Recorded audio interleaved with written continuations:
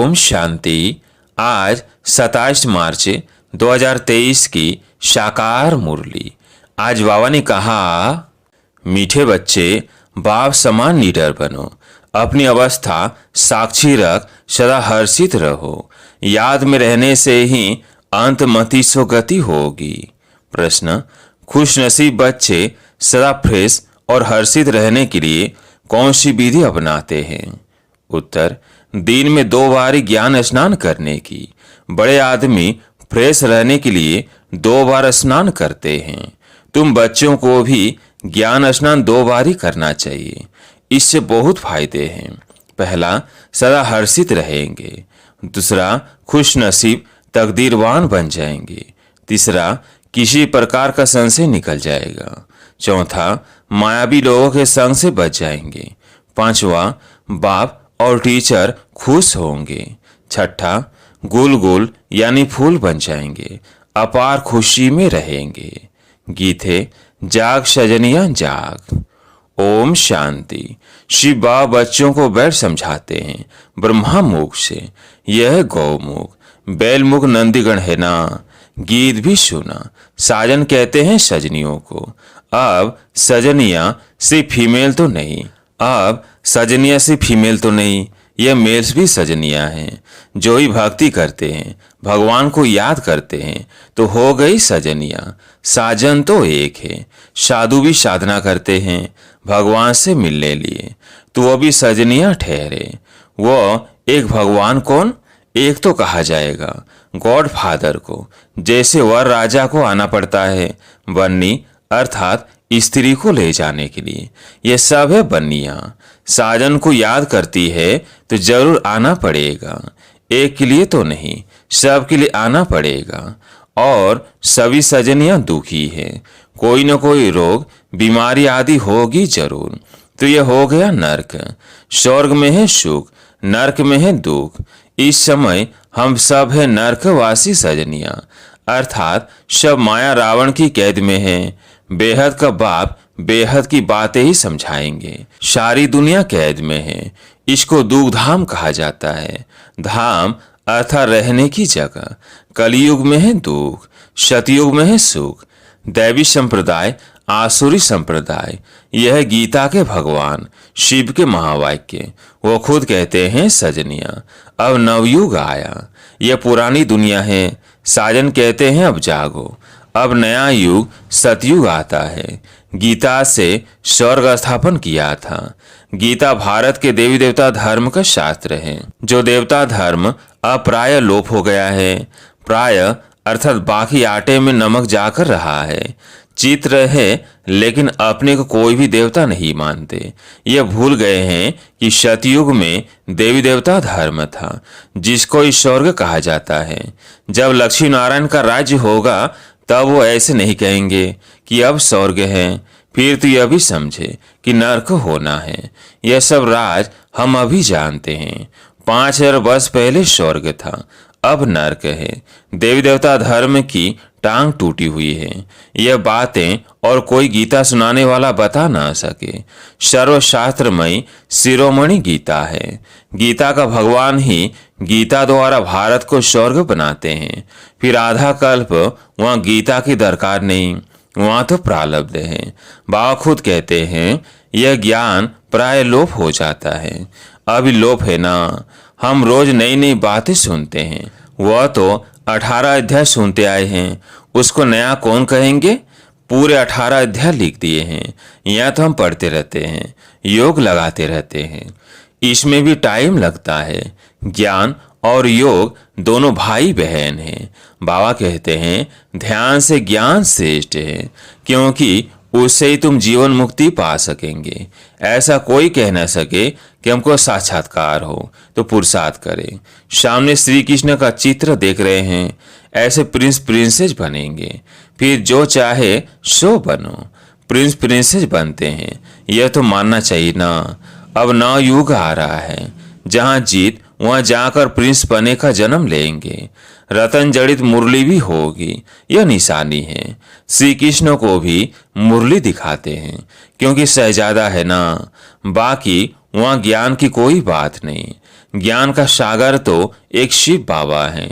वो बाबा कहते हैं, बच्चे विनाश सामने खड़ा है, पिछाड़ी में मंत्र देने वाला कोई नहीं रहेगा। अंत मति सो गति गाई हुई है ना, अंत में मेरी याद रखेंगे तो गति मिल जाएगी। तुम आजकल करते आए हो, 2-4 इत्तेफाक दिखाऊंगा कि कैसे अचानक मनुष्य मरते हैं।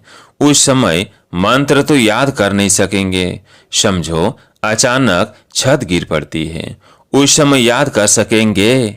धरती हिलेगी, उस समय तो हाय हाय करने में लग जाएंगे। बहुत समय से प्रैक्टिस होगी तो फिर उस समय अवस्था हिलेगी नहीं।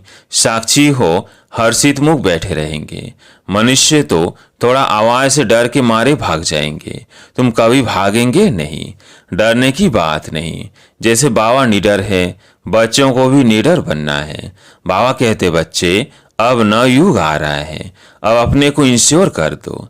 सारे भारत को तुम इंश्योर करते हो, बाप से ताकत लेकर भारत को तुम इंश्योर कर रहे हो। भारत हीरे जैसा बन जाएगा, फिर उसमें भी जितना जो लाइफ को इंश्योर करेगा, तन मन धन सब इंश्योर हो जाता है। बाबा कहते हैं, यह ज्ञान प्रत्यक्ष फल देने वाला है। जैसे सुदामे का मिसाल है, झट महल देखे तो प्रत्यक्ष फल हुआ ना। प्रिंस प्रिंसेस का भी साक्षात्कार करते हैं। फिर प्रिंस प्रिंसेस तो सतयुग में भी है, त्रेता में भी है। ये थोड़ी समझ सकेंगे कि हम कहाँ के प्रिंस से बनेंगे। सब सूर्यवंशी तो नहीं बन सकेंगे। यह सब है साक्षात्कार। बाकी आत्मा कोई निकल कर जाती नहीं है। यह साक्षात्कार की ड्रामा में नूंद है। सोल को बुलाते हैं तो ऐसे थोड़ी आत्मा कोई शरीर से निकल जाती है, फिर तो वह शरीर रह न सके। यह सब साक्षात्कार है। बाबा भिन्न भिन्न रूप से साक्षात्कार कराते हैं। नूंद है तब सोल आती है। यह ड्रामा का राज समझना है। नई बातें है ना, तो क्लास में भी रेगुलर आना पड़े। तुमको मालूम है, बहुत अच्छे अच्छे आदमी 2 बार स्नान करते हैं फ्रेश रहने के लिए। यह भी ज्ञान स्नान 2 बारी करने से फ्रेश होंगे। 2 बारी ज्ञान स्नान करने से बहुत बहुत फायदा है, नहीं तो मुफ्त में अपनी बादशाही ही गंवा देंगे। बाबा रजिस्टर से भी जांच करते हैं। पूरा खुशनसीब तकदीरवान कौन है? अरे बेहद के बाप से अथाह धन लेने जाते हैं, शौर का मालिक बनते हैं। अगर इतना निश्चय नहीं तो ऊंच पद भी पा नहीं सकेंगे। 2 बार स्नान करने से तुम बहुत बहुत हर्षित रहेंगे। बाबा कहते हैं, मैं गाइड बन तुम बच्चों को ले चलने आया हूँ। कितना घुमाता हूँ। वो लोग एरोप्लेन से ऊपर में जाते हैं, कितनी उन्हों की महिमा होती है। वास्तव में महिमा तो तुम्हारी होनी चाहिए। तुम बैकुंठ में जाकर घूम फिर आते हो। मोस्ट वंडरफुल चीज है। बाबा कहते हैं, मैं सबसे दूर रहने वाला आया हूँ देश पर आए। फिर इसमें सर्वव्यापी की तो बात ही नहीं। तुम पैगंबर हो, पैगाम देने वाले हो ना, मैं भेज देता हूँ। यह भी ड्रामा में नूंद है। ड्रामानुसार हर एक को अपना पार्ट बजाने आना पड़ता है। फिर मैं भी आया हूँ, आकर पढ़ाता हूँ। यह तो गीता पाठशाला है। उन सत्संगों में तो तुम जन्म जन्मांतर जाते रहते हो। एक कान से सुना, दूसरे से निकाला। एम ऑब्जेक्ट कुछ नहीं। अभी तो अंदर में खुशी की तालियां बजती रहती है। स्टूडेंट लाइफ में जो अच्छा पढ़ते हैं उनको तो खुशी रहती है ना।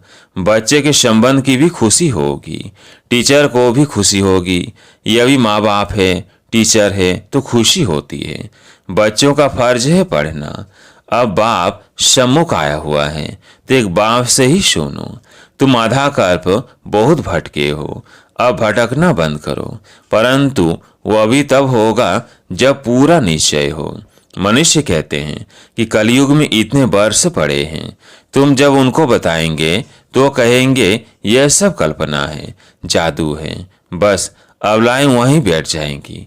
बाबा अपनी तरफ खींचते, मायावी पुरुष फिर अपनी तरफ खींचते, बीच में लटकते रहते हैं।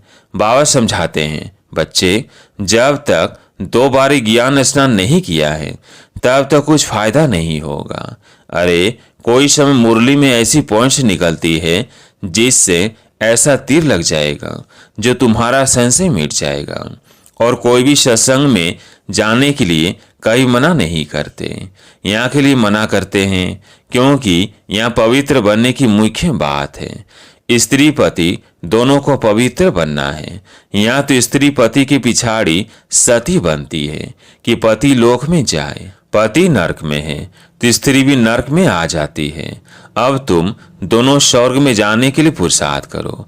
अबलाओं पर कितने अत्याचार होते हैं। बच्चियां कहे हम शादी नहीं करेंगी, वह कहे शादी जरूर करनी है। बाबा कहते बच्चियां इस अंतिम जन्म में शादी करने से मोह की जाल बढ़ती जाएगी। पति में मोह, फिर बच्चों में मोह, पियर घर ससुर घर में मोह। आज बच्चा जन्मा पार्टियां देंगे, कल बच्चा मर गया तो हाय दोष मचा देंगे। सतयुग में तो तुम बहुत खुश रहेंगे।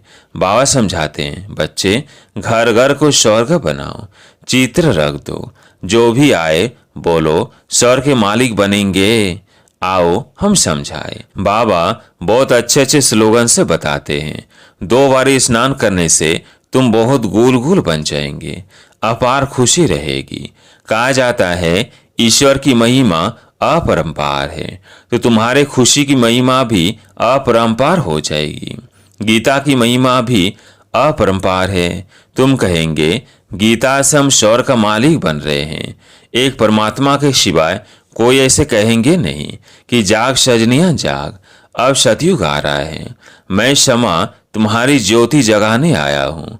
यह दादा भी अपुरुषार्थी है। बाबा तुम्हें नए युग के लिए नई कहानी सुनाते हैं। कितना अच्छा गीत है। यह रास्ता ही नया है। वो लोग कहते शास्त्रों से ही भगवान का रास्ता मिलेगा, फिर कह देते सब ईश्वर ही ईश्वर है, उसकी ही महिमा है। हम तो दुनिया में आए हैं खुशी मनाने। कुछ भी खाओ पियो मौज करो, आत्मा पर लेप छेप नहीं लगता। अपनी गंदी तृष्णाएं पूरी करने के लिए आत्मा निर्लेप कह देते हैं। ऐसे के संग में कभी फंसना मत, तुम हो हंस। बाबा कहते तुमको बिल्कुल प्योर बनना है। विकार में जाना तो क्रिमिनल असॉल्ट है। बल मेरी बात अभी नहीं मानो, अभी स्वच्छ नहीं बनेंगे, मददगार नहीं बनेंगे तो धर्मराज द्वारा बहुत सजाएं खानी पड़ेंगी। याद रख लेना भगवान ने नया संसार दिखाया है। तुम नए संसार के मालिक बनने आए हो तो अपने दिल से पूछो हम सौतेले हैं या मौतेले। शिव बाबा है दादा, ब्रह्मा है बाबा, हम है पोत्रे पोत्रियां। यह ईश्वरीय कुटुंब है। दादा याद नहीं पड़ेगा तो वर्षा कैसे लेंगे। इसलिए दादे को जरूर याद करना है। बाप के सिवाय दादा कैसे होगा। दादा है तुम पोत्रे हो, बीच में बाप जरूर है। पोत्रों का हक है दादे पर, इसलिए कहते हैं तुम दादे से प्रॉपर्टी ले ही लेना। खुशी की बात है ना। हम शिव भगवान को गीता से भारत की तकदीर हीरे जैसा बना रहे हैं। एक गीता ही हीरे जैसा बनाती है, बाकी सब कौड़ी तुल्य बना देती है। भारत की तकदीर को एकदम लकीर लग गई है। अब फिर बाप भारत की तकदीर जगाते हैं। मनुष्य गीता का छोटा लॉकेट बनाकर भी पहनते हैं, परंतु उसके महत्व को कोई नहीं जानते। यहाँ कायदे भी बड़े कड़े हैं। पवित्र ब्राह्मण जरूर बनना पड़े। ठगी से ममा व नहीं कहना है। सच्चा बनेंगे तभी नशा चढ़ेगा। हाफ कास्ट को नशा नहीं चढ़ेगा। भगवान भारत के पीछे दीवाना बना है कि हम भारत को फिर हीरे जैसा बनाऊंगा। तो भारत पर आशिक हुआ है ना। भारत को फिर से ऊंच बनाते हैं। आशिक मासूक के पिछाड़ी दीवाना होता है ना। तो भारतवासियों के पीछे कितना दीवाना है, कितना दूर से भागते हैं और फिर कितना बड़ा निरहंकारी है। अच्छा, मीठे मीठे सिकिलते बच्चों प्रति माता पिता बाप दादा का याद प्यार और गुड मॉर्निंग। रूहानी बाप की रूहानी बच्चों को नमस्ते। हम रूहानी बच्चों की रूहानी बाप दादा को याद प्यार गुड मॉर्निंग नमस्ते नमस्ते। धारणा के लिए मुख्य सार। पहला पॉइंट, बेहद के बाप से अथाह ज्ञान धन लेने के लिए 2 बारी ज्ञान स्नान करना है। पढ़ाई में रेगुलर जरूर बनना है। दूसरा पॉइंट, फुल कास्ट सच्चा पवित्र ब्राह्मण बनना है। बाप का मददगार बनना है। गंदी तृष्णा रखने वालों के संग में कभी नहीं फंसना है। वरदान है तन मन और दिल की स्वच्छता द्वारा साहिब को राजी करने वाले सच्चे होली हंस भव। तन मन और दिल की स्वच्छता द्वारा साहिब को राजी करने वाले सच्चे होली हंस भव।